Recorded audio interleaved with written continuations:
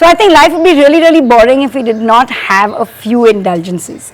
One of mine is sweets. I completely love chocolates actually. So what I've done is I've put together a compilation of few of my favorite desserts that I have cooked here on the Maria Goretti corner. Starting with the red velvet brownie cheesecake, which is also healthy because it has real beetroot in it. Okay, and now we're ready to make our red velvet brownie cheesecake. Sounds decadent, doesn't it? Well, it is. Well, this is my mixie. You can also use a hand mixie, but the reason I use this is that this kind of holds the blender and I'm hands-free and I can create magical stuff with it. Well, down to our recipe. Now we put in half a cup of melted butter. And to it we add our castor sugar. You do not ever have to overblend cake, never. You just do it right. Now to this we will add the cocoa powder. Give it a little whir. Always remember when you're blending a lot of ingredients together, do not be in a hurry. Baking is all about patience.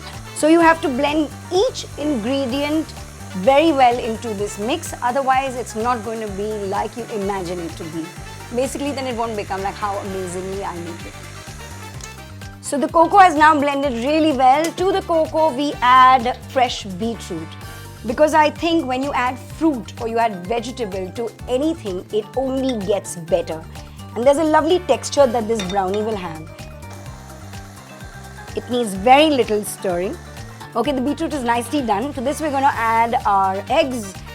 Always add just one egg at a time and always remember never to add your eggs just straight into the mixture. Always kind of mix, beat the egg up a bit before you add it to your cake mixture. And it goes on again. Let it get fully incorporated before you add the second egg into it. This is done. Now, before you add your second egg, you must add your vanilla into the bowl that you're going to be beating the egg up. So it's now, we have to now put our second egg, which is already mixed with the vanilla. Now the thing is this, that you do not actually need any fancy gadgets to bake. So this is a whisk. You get this in various sizes. Sometimes all you need is a whisk and a really strong arm. So if you have a strong arm, you can just do this exact thing with something as simple as this. This is fabulous. Now to this, don't forget a tiny pinch of salt. You know, it's very funny, but every time I'm baking, all baking recipes ask you to add a pinch of salt and most cooking recipes ask you to add a pinch of sugar. I mean, what's up with that? But anyway, it works. To this, you will now add the flour. Just remember, never ever overmix a flour while you're doing a cake. When you're doing a brownie, it anyway does not rise, so it's kind of fine. We add to this chocolate. I think nothing in life is complete without some chocolate. You can add any chocolate you feel like. If you don't have cooking chocolate, please use any chocolate that you have at home. Just see that it is just plain chocolate, does not have caramel or anything like that. That's about it.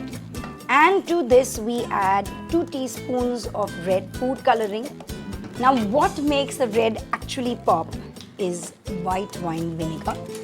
We need to add a teaspoon of it. This is it. This is our brownie batter. Just give it a good stir. You can see the color all really coming to it. It looks beautiful along with the beetroot. So the brownie bit is now absolutely ready.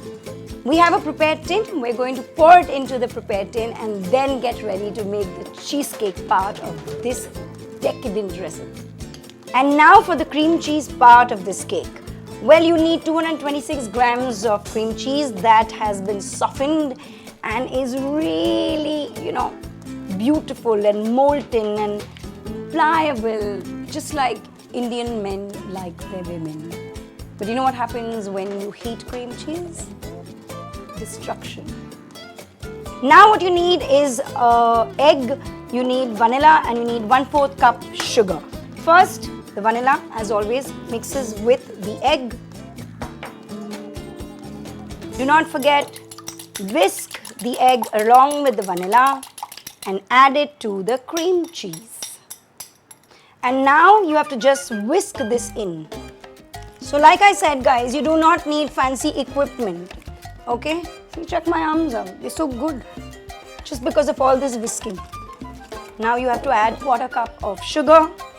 Do the same thing again, of course, without chucking anything out. You must always taste what you make. Okay? Always. Yum! I didn't need to taste it, but I just wanted to. So this is it. We are ready with all that we need for our red velvet brownie cheesecake. So basically this recipe is really simple. It just looks really difficult, but if you break it down, it's really simple. You first prepare your brownie batter, you leave it aside. Then you do your cheesecake batter, you leave it aside.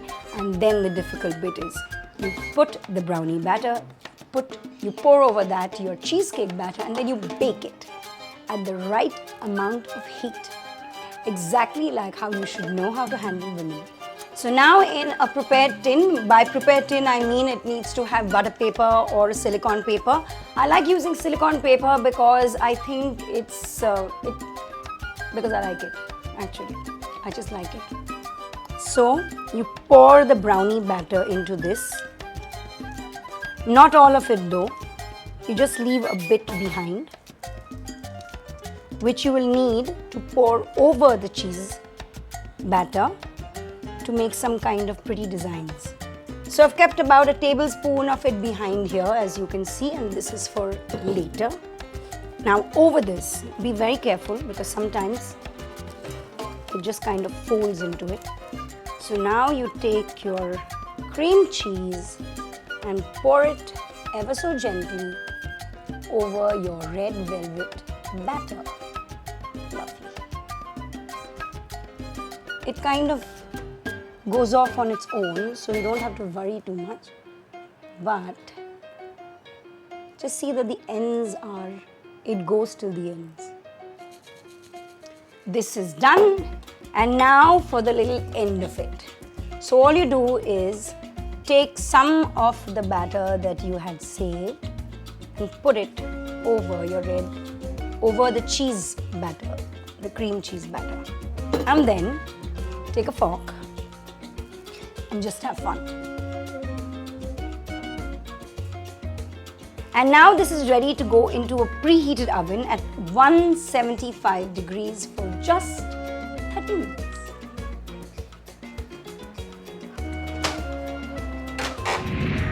So boys, I hope you're still taking notes. Now I'm sure that this red velvet that is baking in my oven here reminds you of a really fussy, complicated, high maintenance woman. When in fact, it's really wholesome, filled with the goodness of beetroot, and is so beautiful that you could take it home to your mom. So basically, when you're baking, every recipe that looks really complicated is not as complicated as you think it is. When it comes to women though, we are all complicated. We were just messing with you. Each one of us is complicated, and that's how it's going to stay. So here it is, my really easy red velvet chocolate brownie cheesecake filled with the goodness of fresh beetroot and a whole lot of love.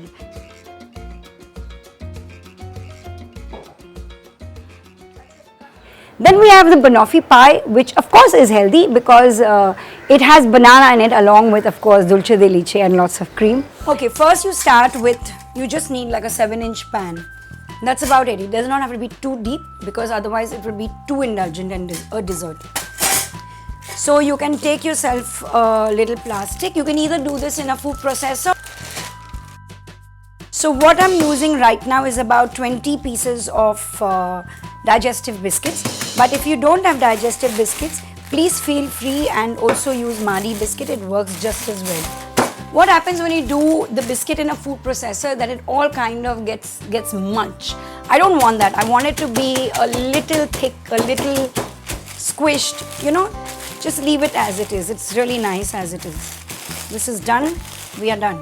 So I'm going to put this here.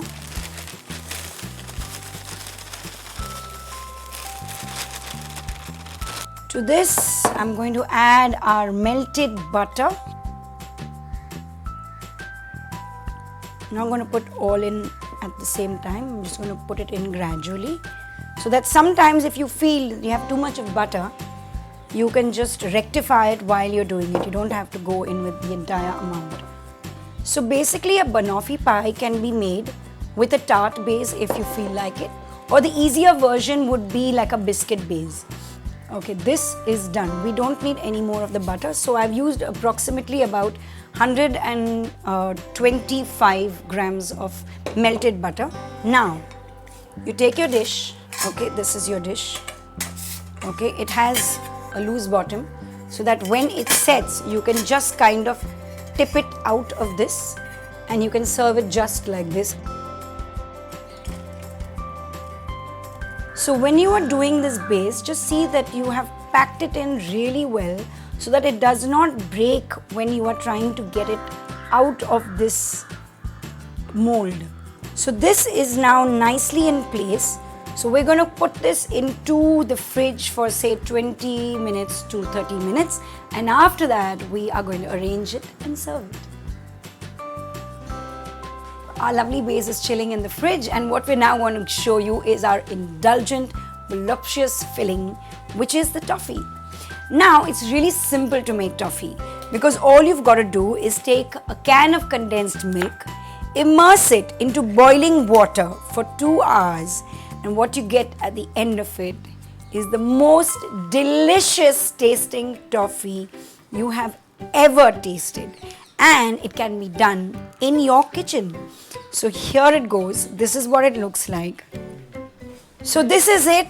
I have emptied my can and I have in my plate here the yummiest looking toffee. Well, I have made 2 cans because it's always nice to have more than less. So I am going to actually extract both cans. You know, I use this also to make French toast. So instead of using sugar in your French toast, I just put caramel in it. The kids completely love it. And it is just beautiful. Even if you put this plain on Marie biscuit, okay, and don't do anything to it, it will still be good. So let's put this into our beautiful biscuit base that's waiting for us in the fridge. So here it is. This is our lovely biscuit base. Now into this, I'm going to put 1 banana, or as my grandma would say, a plantain. God, I'm telling you, these grandmas had funny pronunciations. My grandma used to never ever say banana. She would always say plantain. So we're going to cut this into little bits. What I'm going to do is, I'm going to put a little lime over this, okay, that will kind of cut through when you're eating through all the sweet, ever so little. And now I'm going to arrange this in our tray. This is as simple as it can get. So just that. And now we're going to add the caramel. So let it all just kind of spread. So we have used about a can, and now the rest of it is for the family to just dig into whenever they feel like it. Now what I'm going to do is I'm going to add fresh cream over it. So we'll decorate it a bit so that it looks really sweet. Okay. So what I'm using is fresh cream. It is not buttercream because fresh cream is what will taste best with this. So you don't have to do these designs, frankly. You can just smear it on it. But I'm just doing this because I like pretty things.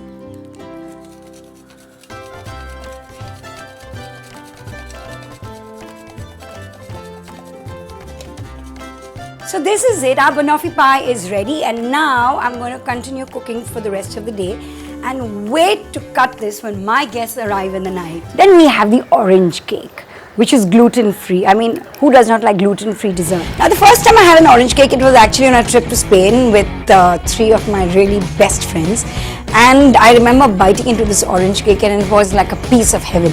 So it's really simple. All you need is actually 2 big oranges. They have to be boiled for 2 hours a day prior and cooled. What I'm going to do is I'm going to just cut into them ever so slightly and take the pith out. Now you see this white here. This is called the pith. Yeah, so with the back of your knife you can just pull out the pith and you put the rind back into the bowl. So basically this is it. You can just feel the seeds and take them out. So don't waste the juice because this is what really makes the cake. Okay, so this is really simple now. All you have to do is completely squish them. So you could just use a hand blender. This is done. So now we're going to add 250 grams of caster sugar. That is it. And we do the same thing. What we have to do is basically separate the eggs. Now the reason I'm going to separate the eggs, you don't really have to, you can put it all in together. But a little of the research that I did and the amount of time that I made this cake, I realized that every time I would separate the eggs and just whip the egg whites separately and fold them into the batter, this cake would be a little lighter and a little fluffier. So I've decided to go for light and fluffy. So alright, this is it. We separate our egg whites. You don't have to separate all, you can just separate 3. The egg yolk goes into this.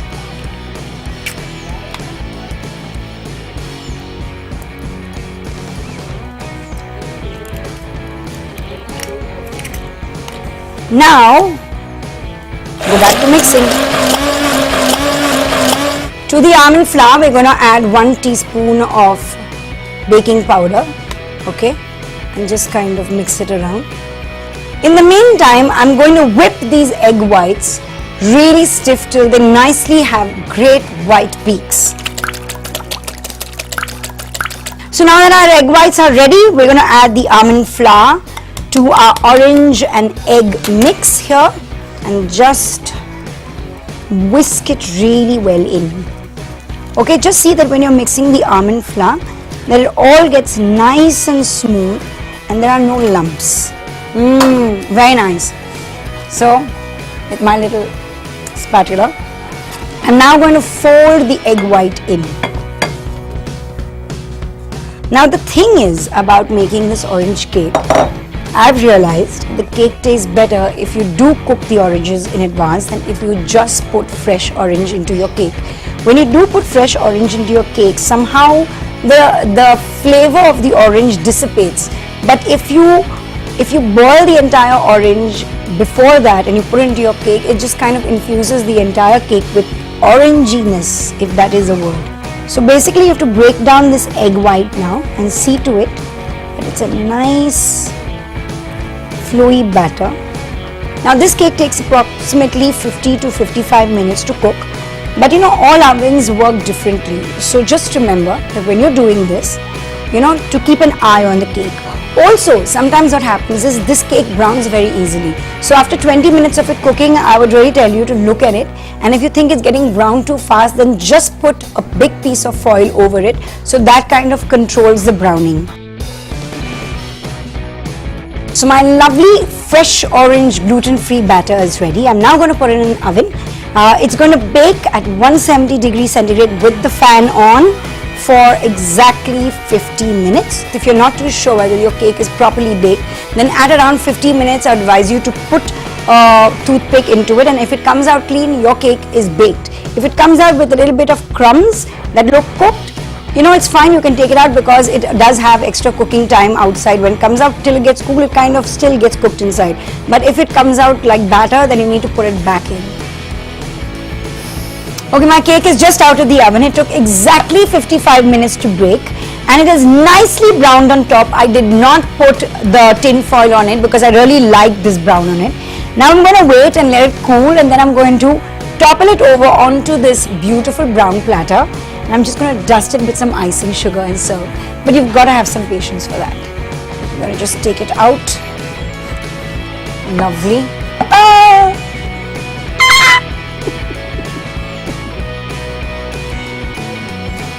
This is beautiful. It's absolutely beautifully brown. and it's got a lovely glaze. So now, before you serve it, just a little pour some sugar on me kind of behavior. Okay, and as usual, I tried to cut my own birthday cake. So here goes. Happy birthday, Maria. May you always stay as fantastic as you are. Oh my goodness, look at this. It's yummy.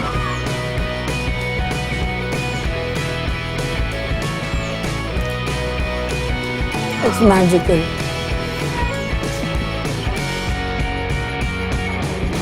Then we have the Christmas cake that has got tons of rum in it, and I think that is really necessary during Christmas. Well, this is an amazing cake to just make in the house anytime. It just brings the flavor of Christmas right in. So I'm going to start. So you need a bowl and you need 120 grams of all-purpose flour. To the flour, I'm going to add half a teaspoon of baking powder, and I'm going to add 2 tablespoons of cocoa powder. I'm going to sieve all this together. This is done. Now to this, I'm going to add all my candied fruit. So this is 50 grams of black raisin and 50 grams of kishmish, 50 grams of candied cherry, 50 grams of candied pineapple, 50 grams of mixed fruit, and 50 grams of papaya. Now to this, I'm going to add just plain cashew. This is done. Now, all you have to do is give this a little mix and we are done. We can now keep this onto one side and continue with our cake. These are all our dry ingredients. Now it's time to get all the wet ingredients together. We separate the egg whites. We put the egg whites in a beating bowl here, and we add the yellow separately. If you're not very sure of separating the eggs like this, please feel free and put it into a bowl and just pick the egg yolk up.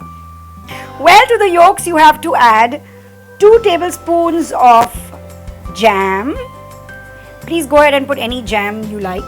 And then you have about 10 ml of, actually it's a tablespoon of golden syrup.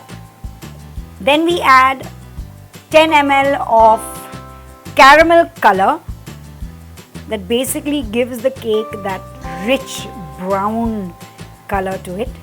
We put 1 tablespoon of vanilla essence. We add 2 teaspoons of cinnamon.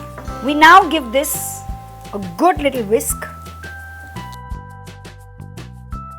This is done. Okay guys, and now you take a nice clean bowl. Always check whether it's clean because you don't know what you've been cooking for Christmas inside it. To this you have to add your 100 grams of unsalted softened butter. To that you add 100 grams of demerara sugar and then give it a beautiful whisk so that it becomes nice and fluffy. Now the reason you have to whisk it really well is that this is the base of your cake, so that fluffiness stays.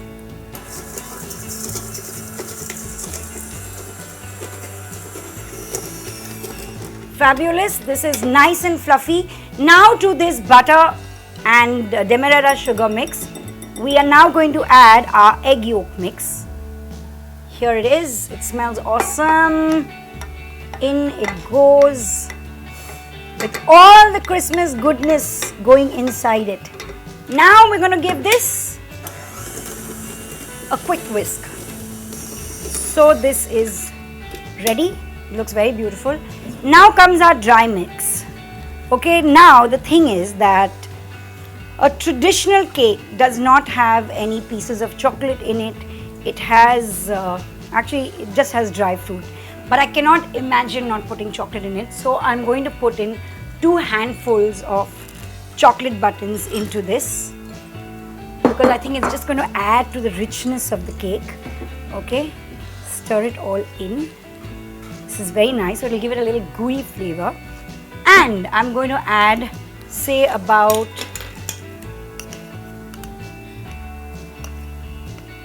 1 teaspoon of allspice. So I've just added some allspice powder because the allspice is basically a combination of a whole lot of Christmas spices in it. So it just adds that extra kick into the cake, okay? It doesn't ever go over, but it's just perfect. So that's what I've added. These are the 2 extra ingredients I've added. Now what I'm going to do is I'm going to whisk the eggs. You need to whisk the eggs really stiff. So I'm now using a whisk attachment. You know, it's always nicer to do this with a machine. The egg whites never really get truly stiff unless you're like a real amazing beater. But you can use a handheld machine, it works like magic. But you need to whisk this really stiff. So there it goes.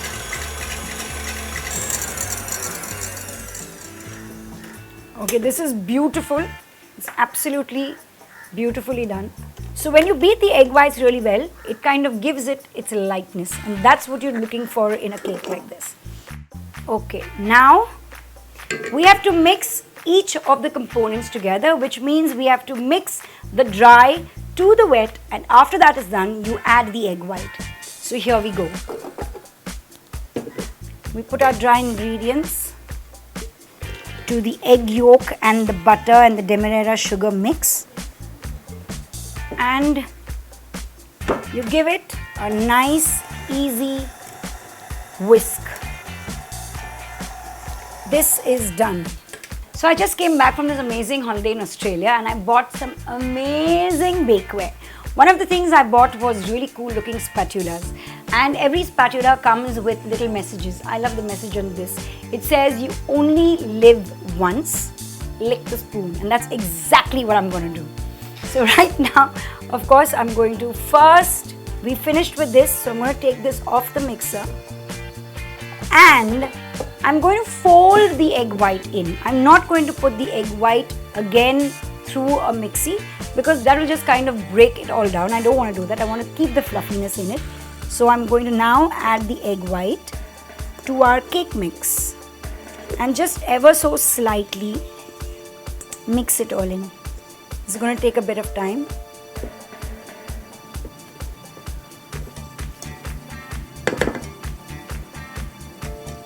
So as you can see, all the egg white has gotten incorporated in this cake and it's all become a bit gooey. To this cake mix, I'm now going to add 2 tablespoons of milk. Now you need a nice tin, basically a high-rise tin. You need a tin that looks like this. This is 6 inches in diameter, and this is exactly what you need to bake a Christmas cake so that it nicely, when it rises, it kind of rises up here. It does not rise too much because this is a heavy cake, but it will rise nonetheless. So I'm going to put the cake into my baking tin now.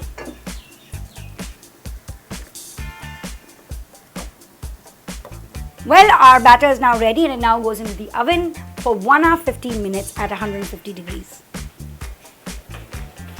It's exactly 1 hour 15 minutes and our cake is ready. It needs absolutely no time more. Oh my God, it's wonderful. This is it. So out of the oven, what you first have to do is take a skewer or a really long toothpick and just make a whole lot of holes into it. The reason we are doing this is because we are now going to pour some rum inside it, and I'm going to add some fresh orange juice because there's no better combination like orange and chocolate, and rum just seals the deal. So here it is. There is no measurement. You put as much as you feel like. This is how it goes. Okay, this is it. Give it a nice little stir and then you just pour it slowly, very slowly, over the cake, and it all, oh my God, this is yum. Basically you have to see that all of it goes right into the cake.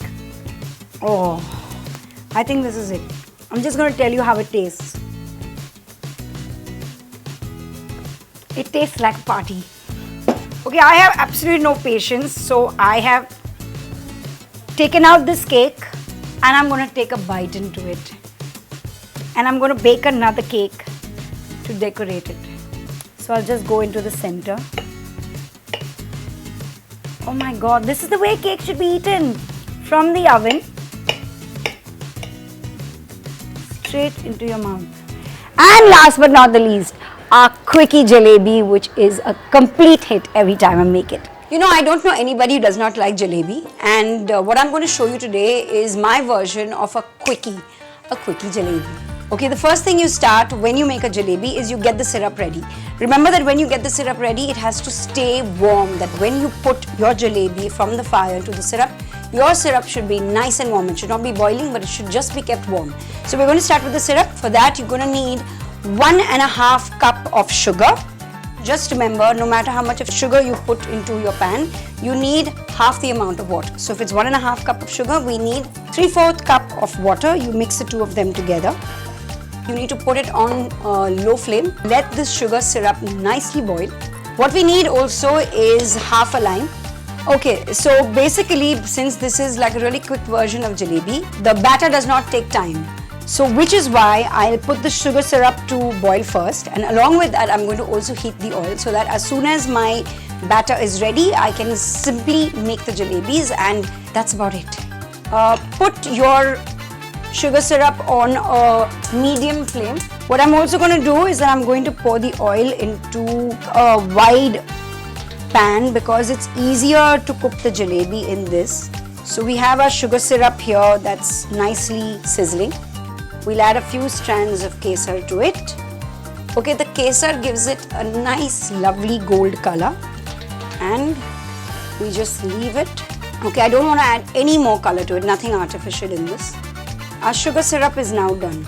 The thing is that we have to keep this warm. Okay, you can see that the oil is now bubbling. I'm going to put it on low and immediately start my batter. And so to make my version of a Diwali special quickie, which is our jalebi for today, what you need is half a cup of all-purpose flour or maida. You also need 2 teaspoons of besan or gram flour. You need 1 teaspoon of corn flour. Just remember, you need 12 teaspoons of dahi, like a nice good thick consistency. Now you stir it all together without splashing stuff on yourself. After you stir it all in, just remember that if it is not the consistency that you need, like you're seeing that this is a bit tough, you can add water to it depending on how much you need. So I will add about 1.5 tablespoon of water to this. Most of the time actually jalebi batter is basically a fermented dough and it is made with yeast. But I found a version that is easier. So what I'm going to do is, to this we're going to add 5 grams or 1 teaspoon of fruit salt. Fruit salt is really available in the market everywhere, and basically this cuts all the trouble of jalebi making. Okay, so now that my fruit salt is into this batter, it's going to take me just about 30 seconds. So just look pretty for 30 seconds. I'll see you soon. So 30 seconds are up. My batter is absolutely ready. Okay, now the easy thing is making the batter. The difficult thing is actually making the jalebi. You can do it any way you feel like, as long as your jalebi looks pretty. One of the versions is to put it into a little ketchup bottle like this, and then you kind of just squeeze it over. But since I'm Catholic, I will do the Catholic version, which is I will put it into an icing bag and use an icing tip. I've used a very tiny icing tip because I really like when the jalebi looks delicate. So we're going to go for this. So you take this, use a glass, turn this around like this, put this into your glass so that the batter does not fall out, because this batter is very loose, you know. All you do then is take your batter, pour it into this. So we're done. Pick this up. As you see now, the batter is right at the back here. If you have a clip, you can put a clip here at the end, just so that the batter does not fall out. And we are ready to be in the jalebi business. And I feel like a halwai. This is beautiful. Okay guys, just make sure you don't burn it, because then you will not get that beautiful gold color. So yes, take this a bit slow. This is done. This is ready. It's nice and crisp. All you do is now take it out, put it onto a paper towel so that you take away all the excess oil. So we're going to dunk our jalebis into the syrup. Okay, I do not keep my jalebis for too long in the syrup. About 2 minutes is about it. So yes, it kind of gets soaked, but not too much. So it retains its crispiness, which is what I really love. So basically you're doing 3 things at a time. You're letting these kind of just let out all the excess of oil. You're letting this soak inside here, and on one side you're making jalebis again. Here it is. Take it out of the syrup and into the plate. So this is it. This is my little quickie jalebi. Basically, it takes really no time. In about 5 minutes, you're done with it. It takes 30 seconds to make the batter, and of course, little cooking time. It's a little bit of multitasking, but then that's what Indian goddesses are all about. They multitask. So if you like what we make on the Maria Goretti Corner, don't forget to comment, like, share and subscribe, because some things in life you must just do. Like, comment, like, share and subscribe to the Maria Goretti Corner.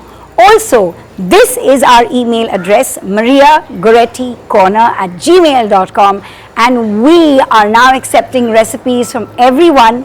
Anyone who wants to share a recipe that you would like us to cook here, please do.